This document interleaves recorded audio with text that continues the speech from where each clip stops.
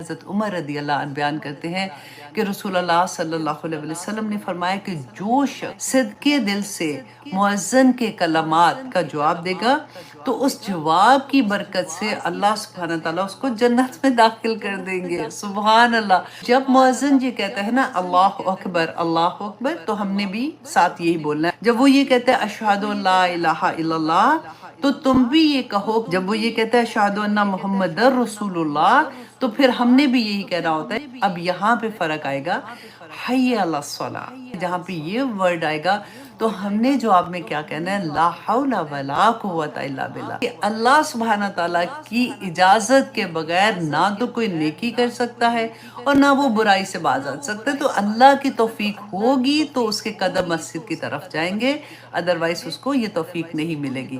اور جب وہ یہ کہتا ہے حی علی الفلاح تو اس کے جواب میں بھی ہم نے یہی کہنا ہے لا حول ولا قوت الا باللہ۔ اور پھر وہ کہے گا اللہ اکبر تو ہم نے بھی کہنا ہے اللہ اکبر۔ اور پھر وہ کہے گا لا الہ الا اللہ تو تم بھی کہو کہ لا الہ الا اللہ۔